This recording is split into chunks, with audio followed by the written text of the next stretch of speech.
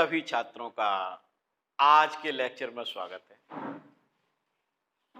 मैं आज कक्षा 12 का आपके बीच प्रिज्म जो पहले से चल रहा है अपना चैप्टर, उसके टॉपिक लेके आया हूँ। बहुत अच्छा चैप्टर ये चल रहा है और बहुत आसान है और ये बहुत छोटा चैप्टर भी है और इससे परीक्षा में क्वेश्चन आता ज़रूर है। क्या-क्या इससे पहले हम आपको पढ़ा चुके हैं, एक लेक्चर हमने आपको दिया था। उसमें प्रिज्म क्या होता है, प्रिज्म द्वारा अपवर्तन और अपवर्तनांक के लिए सूत्र n बराबर sine A plus delta M upon two upon sine A by two और पतले प्रिज्म के लिए विचलन डेल्टा एम बराबर एन माइनस वन ए। ये डेरिवेशन आपको पहले करा दिया था। आज उससे आगे बढ़े, यानी कि ये हमारा समाप्त हो गया है। आज क्या होगा, परिक्षेपण, उसके बाद प्रकाश का प्रकीर्णन। प्रकाश का प्रकीर्णन इस बार कोर्स में नहीं है, सन 21 में जो परीक्षा होने जा रही है उसमें प्रकाश का प्रकीर्णन चैप्टर, ये जो टॉपिक है ये हटा दिया गया है। तो इसका वीडियो आगे बना देंगे, अभी इसका नहीं बनाएंगे। यानी आज हम आपको परिक्षेपण पूरा पढ़ाएंगे। प्रक्षेपण, प्रक्षेपण का दूसरा नाम होता है वर्ण विक्षेपण। वर्ण विक्षेपण या परिक्षेपण एक ही बात होती है। बहुत अच्छा टॉपिक है, ज्ञानवर्धक है, इंटरेस्टेड है। देखिए क्या है, ये सबसे पहले हमने एक प्रिज्म बनाया है ए बी सी। इस पर देखो, ये एक किरण, श्वेत किरण यानी श्वेत प्रकाश की किरण डाली जा रही है, सामान्य प्रकाश है। और ये जब प्रकाश प्रिज्म से गुजरता है तो विभिन्न रंगों में विभक्त हो जाता है, यानी प्रकाश किरण विभिन्न रंगों में विभक्त हो जाती है। देखो ये आपने पढ़ा है ना, विबग्योर, विबग्योर। तो देखिए वायलेट और ये क्या है, रेड। यहां से हम क्या देख रहे हैं, यहां देख रहे हैं विचलन कोण। सबसे ज्यादा विचलित कौन सी किरण हो गई, बैगनी। यानी बैगनी रंग के लिए देखो विचलन कोण सबसे ज्यादा। उसके बाद देखो लाल रंग के लिए विचलन कोण सबसे कम। अच्छा, ये जो कांच है, कांच में बैगनी प्रकाश की चाल सबसे कम। क्या बताया, कांच में बैगनी प्रकाश की चाल सबसे कम और लाल प्रकाश की चाल सबसे अधिक होती है। यानी प्रकाश जब किसी, वायु में प्रकाश की चाल हम जानते हैं, वायु में प्रकाश की चाल कितनी होती है, 3 × 10⁸ मीटर प्रति सेकेंड। और जब प्रकाश किसी माध्यम में प्रवेश करता है, कांच में प्रवेश करता है, तब उसकी चाल बदल जाती है। ये हम पहले भी पढ़ चुके हैं, आज फिर आपको बता दिया। अच्छा, और प्रकाश की चाल भिन्न भिन्न रंगों के लिए भिन्न भिन्न होती है। सबसे ज्यादा प्रकाश की चाल हमने किसमें बताई, बताओ, सबसे ज्यादा लाल में। लाल रंग के लिए प्रकाश की चाल सबसे अधिक और बैगनी रंग के लिए सबसे कम होती है। ये क्लियर हुआ। अच्छा, दूसरा हम इस चित्र में क्या देख रहे हैं, दूसरा हम देख रहे हैं विचलन कोण। बैगनी रंग के लिए सबसे ज्यादा, यानी बैगनी रंग के लिए विचलन कोण यानी अल्पतम विचलन कोण होता है ये सबसे ज्यादा, और लाल रंग के लिए सबसे कम होता है। दूसरा अपवर्तनांक। अपवर्तनांक देखो, अपवर्तनांक एन वी, अपवर्तनांक एन होता है तो इसका मतलब हो गया बैगनी रंग के लिए। और इधर देखो हमने क्या लिख दिया, एन आर, इसका मतलब लाल रंग के लिए। तो बैगनी रंग के लिए अपवर्तनांक सबसे ज्यादा होता है और लाल रंग के लिए अपवर्तनांक सबसे कम। ये सामान्य जानकारी है जो हमसे ज्यादातर पूछ भी ली जाती है, कि ये पूछ लेंगे, ये बताओ प्रकाश की चाल किस रंग में अधिक होती है, तो आप कहेंगे लाल रंग के लिए प्रकाश की चाल सबसे अधिक होती है और बैगनी रंग के लिए सबसे कम होती है। याद हो गया।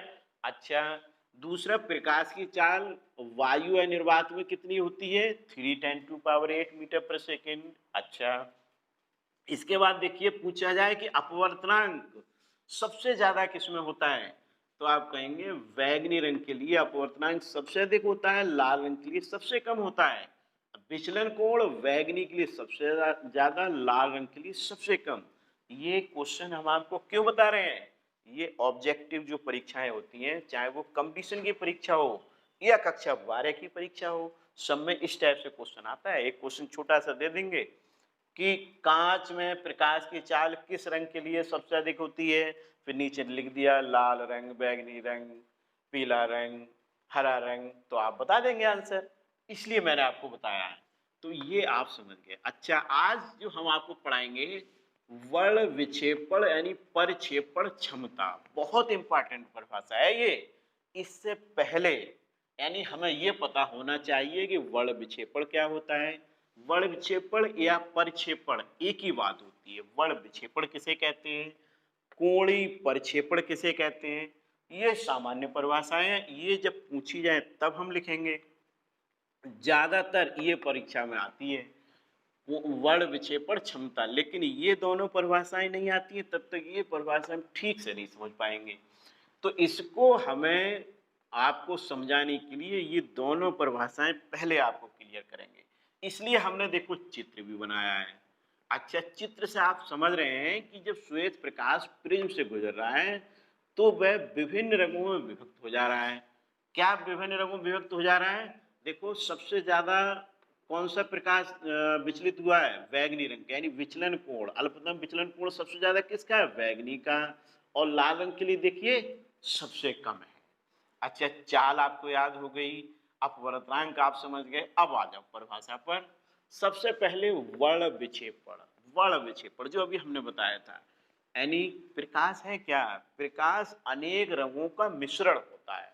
ये सामान्य प्रकाश, साधारण प्रकाश है, ये अनेक रंगों का मिश्रण होता है। जब ये प्रिज्म से गुजरता है तो क्या होता है? देखो, जब प्रकाश की किरण किसी प्रिज्म पर डाली जाती है तो वह विभिन्न रंगों की अनेक किरणों में विभक्त हो जाती है, यानी विभिन्न रंगों की अनेक किरणों में विभक्त हो जाती है। जो पीला रंग होता है वो माध्य कलर कहते हैं, उसको माध्य प्रकाश कहते हैं या मध्यवर्ती किरण कहते हैं। उसको यहाँ बीच में हमें बना देना चाहिए, बनाया नहीं है। पीले रंग को दिमाग में रखेंगे, याद रखेंगे कि वो मध्यवर्ती प्रकाश होता है। अच्छा, क्या है परिभाषा हो गई? जब प्रकाश की किरण किसी प्रिज्म पर डाली जाती है तो वह विभिन्न रंगों की अनेक किरणों में विभक्त हो जाती है। इस प्रक्रिया को प्रकाश का वर्ण विक्षेपण या प्रक्षेपण कहते हैं। बहुत सरल परिभाषा, इसमें लिखिए परिभाषा, चित्र से आप समझ गए। यानी देखो क्या लिखा है, जब श्वेत प्रकाश की किरण किसी प्रिज्म पर डाली जाती है तो वह विभिन्न रंगों की अनेक किरणों में विभक्त हो जाती है। इस प्रक्रिया को प्रकाश का वर्ण विक्षेपण कहते हैं। आपको हमेशा याद रहेगा, दिमाग में आपके चित्र रहेगा तो परिभाषा तुरंत याद आ जाएगी। देखो, अगला हमने क्या लिखा है? कोणीय प्रक्षेपण। कोणीय प्रक्षेपण लिख दो या वर्ण विक्षेपण लिख दो, एक ही बात है।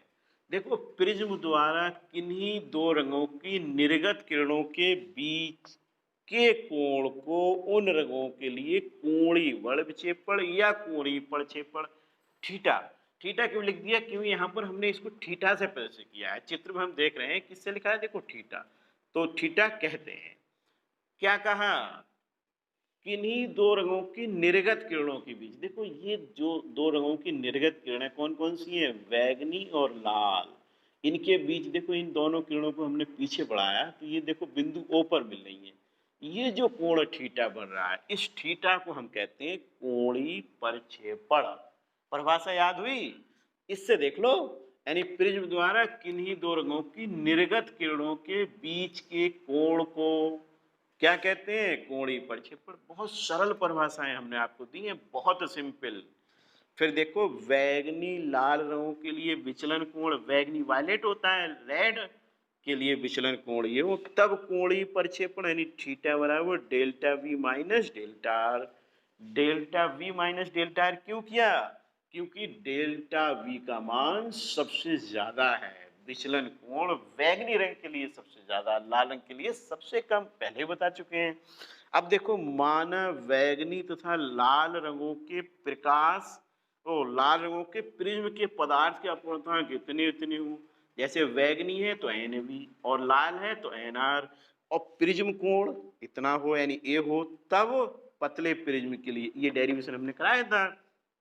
अच्छा, डेल्टा एम बराबर एन माइनस वन ए कराया था, तो यहाँ बैगनी के लिए क्या लिख देंगे? एन डेल्टा वी, और अपवर्तनांक एन वी माइनस वन। लाल रंग के लिए देखो ये, अब हमें क्या निकालना है? कोणीय प्रक्षेपण यानी ये थीटा। तो डेल्टा वी माइनस आर, यहाँ वैल्यू लगाओ डेल्टा वी की, वैल्यू लगाओगे तो 1 से 1 कट जाएगा, ए हमने कॉमन ले लिया, थीटा बराबर N V minus N R A. तो मैं समझता हूँ दोनों परिभाषाएं आपको क्लियर हो गई। एक सामान्य जानकारी हमने आपको बताई। क्या बताया था? प्रकाश की चाल सबसे अधिक किसमें बताई थी? बताइए।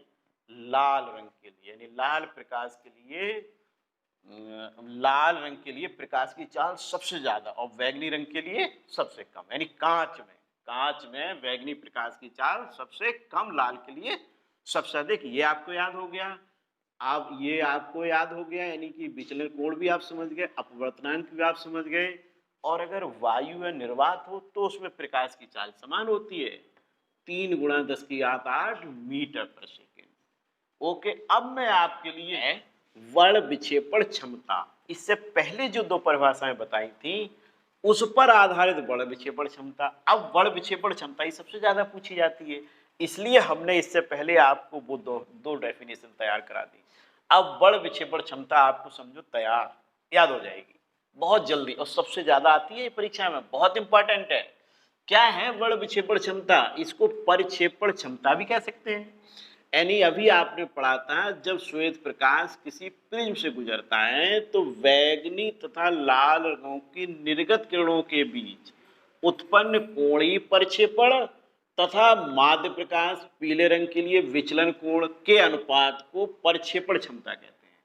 यानी आपने इससे पहले क्या पढ़ा था कि जब प्रकाश किसी प्रिज्म से गुजरता है तो वह विभिन्न रंगों में विभक्त हो जाता है। अच्छा, कोणीय परिक्षेपण आपने पढ़ा था, और ये माध्य विचलन भी आपको हमने भी पढ़ाया था। इनका अनुपात है, क्या क्या अनुपात है समझ लो। यानी इसको ओमेगा से प्रदर्शित करते हैं, ओमेगा बराबर theta upon delta Y. Theta क्या है? देखो थीटा क्या है? कोणीय प्रक्षेपण, और वाई क्या है? मध्यवर्ती यानी पीले रंग के लिए विचलन कोण। ये पीले रंग के लिए विचलन कोण। तो इसके आधार पर परिभाषा देखो क्या लिखेंगे, इसको देखो क्या लिखेंगे, कोणीय वर्ण विक्षेपण तथा मध्यवर्ती रंग के लिए विचलन कोण के अनुपात को वर्ण विक्षेपण क्षमता कहते हैं। क्या बताया? कोणीय वर्ण विक्षेपण तथा मध्यवर्ती रंग के लिए विचलन कोण के अनुपात को वर्ण विक्षेपण क्षमता कहते हैं। इसे ओमेगा से प्रदर्शित करते हैं। चूंकि ये अनुपात होता है इसलिए इसका कोई मात्रक नहीं होता और ये विमाहीन राशि है। अब देखो लाल तथा बैगनी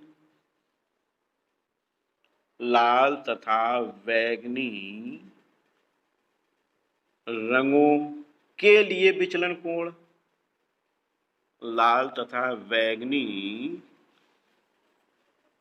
के लिए विचलन कोण या कोणीय वर्ण विक्षेपण कह दो, कोणीय वर्ण विक्षेपण या प्रक्षेपण एक ही बात होती है। देखो क्या होती है, थीटा बराबर delta we minus delta R. Delta we minus delta R क्यों लिखते हैं? क्योंकि बैगनी रंग के लिए विचलन कोण सबसे ज्यादा, लाल रंग के लिए सबसे कम। अच्छा, मध्यवर्ती तथा मध्यवर्ती या माध्य प्रकाश, मध्यवर्ती क्या होता है? पीले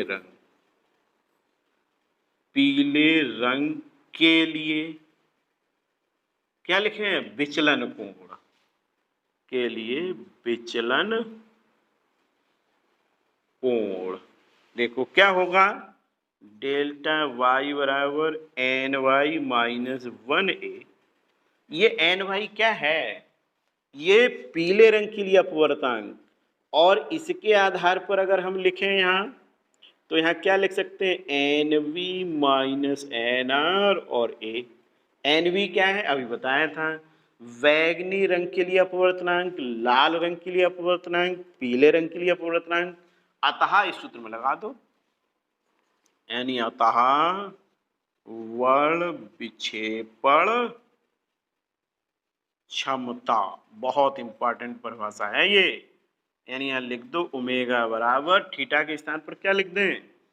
N V minus N R और यहाँ A upon N Y minus 1a।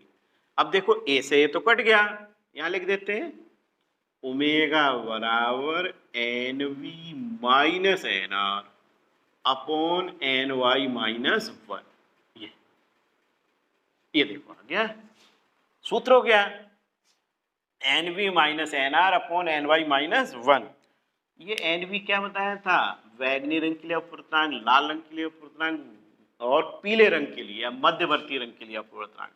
सूत्र आ गया, कोई मात्रक नहीं होता, कोई विमा नहीं होती, विमाहीन राशि है। ये कंप्लीट हो गया। आज इस चैप्टर की थ्योरी कंप्लीट हो गई। हमने कहा नहीं प्रकाश का प्रकीर्णन बहुत अच्छा टॉपिक है, लेकिन आपने 10th में पढ़ा होगा आकाश नीले रंग का क्यों दिखाई देता है, सूर्य उदय होता है सूर्य अस्त होता है तो लाल रंग का क्यों दिखाई देता है, खतरे के निशान लाल रंग के क्यों दिखाई देते हैं, बरसने वाले बादल श्वेत रंग के क्यों दिखाई पड़ते हैं। ये प्रकीर्णन में हमें आपको पढ़ाना था। एक लॉर्ड रेले का नियम भी आपको पढ़ाना था, लेकिन इस बार कोर्स में नहीं है। कोर्स में केवल इतना ही है, ये हटा दिया गया है। तो इसका वीडियो जब आप आगे आ जाएगा सन 22 में तब बना देंगे। आज थ्योरी समाप्त हो गई, इसके न्यूमेरिकल अगले वीडियो हम इसके न्यूमेरिकल लेके आ रहे हैं। बहुत आसान न्यूमेरिकल है, थ्योरी अगर आपको आती है तो न्यूमेरिकल फिर हो जाएंगे। तो इसको आज तैयार कर लेंगे। बहुत इंपॉर्टेंट परिभाषा समाप्त हो गई। कल अगले वीडियो में इसके न्यूमेरिकल। ओके।